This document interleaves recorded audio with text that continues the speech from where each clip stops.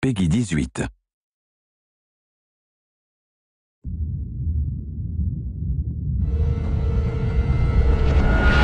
Hey everybody, Zachary Levi here in the heart of London's famous West End. Behind me is BAFTA, the British Academy for Film and Television Arts. Why are we here? Excellent question. For starters, Tomb Raider, the series, has garnered a lot of love and accolade from BAFTA over the years. Some of the key players on Crystal's dev team are BAFTA LA members.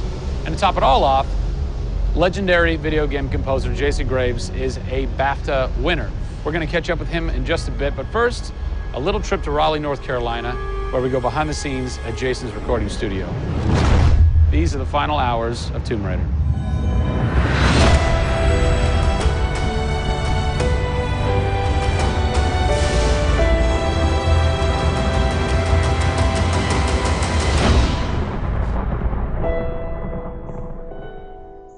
First thing we did was the theme.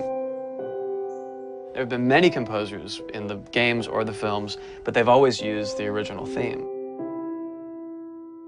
They said, we want to start with a clean slate, a new theme. I did it on piano, very simple. I was really scared just to send it because I'm like, I don't know, I think this really works, I think I like it.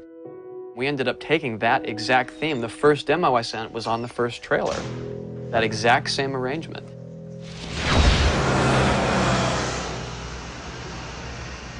So, Jason, currently you're working on this reimagining of Tomb Raider.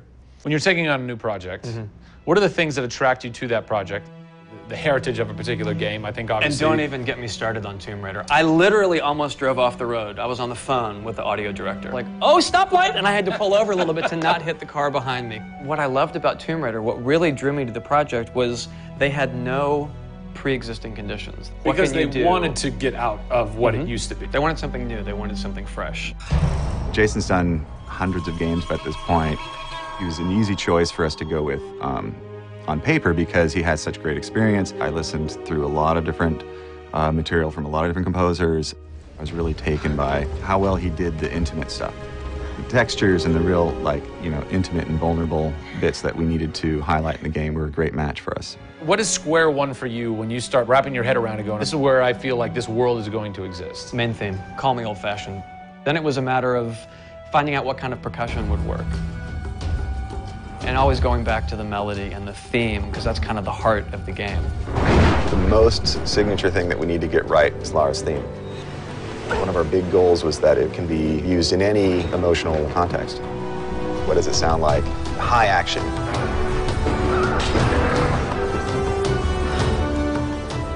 What does it sound like when she's in pain? For music, the gameplay and the concept art, especially with the scavengers and kind of the shanty town, corrugated metal, how everything's kind of this amalgam of different stuff that they found on the island. Like, that's what I want the music to sound like.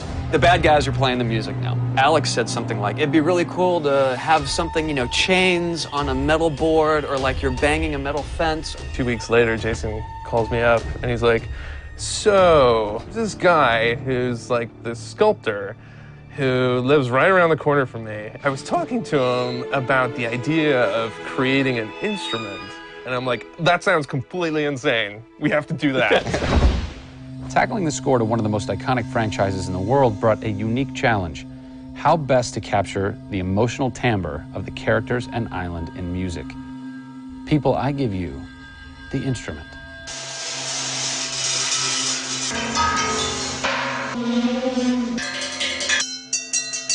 The instrument, I was going to let Matt determine the aesthetics. I was really only concerned about the sounds that the sculpture was going to make. Matt built this, which looks pretty much exactly like Laura's original homemade bow in the game. There's different timbres based on different materials, metal, glass.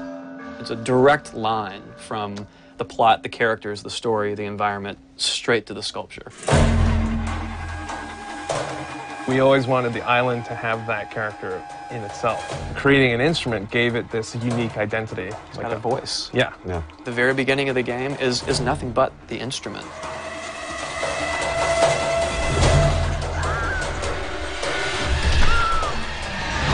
Who do you look at in video games or in film that you go, what they've done has shaped who I am and what I do for a living? They're all dead, unfortunately. What? Yeah, I know. It's classical composers. All classical? Yeah, I'm kind of going directly back to the source. Yeah. Prokofiev's, Tchaikovsky.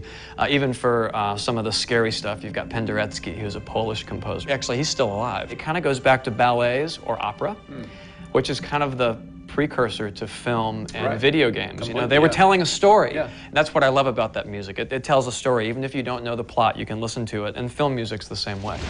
It's tough with games to do things that are subtle. You want to make Lara relatable, make her realistic. Got another one. She went down over there. Tell her story from the beginning and show how she became the superhero she becomes. One of the first things that I ask any developer is the emotion. Because to me, that's the biggest thing that music can do in 1/10 of a second. The music just, it nails the emotion. Wow, that was amazing, huh? I personally don't think I've ever sounded so good in an interview before, although Jason, Jack, and Alex are audio savants, so that would make perfect sense. I cannot wait to jump into this game, not just for the amazing action, but the emotion and mood and tone that they're going to set with their incredible skill. Tune in next time for a special secret announcement that is going to change the way you play Tomb Raider forever. See you soon.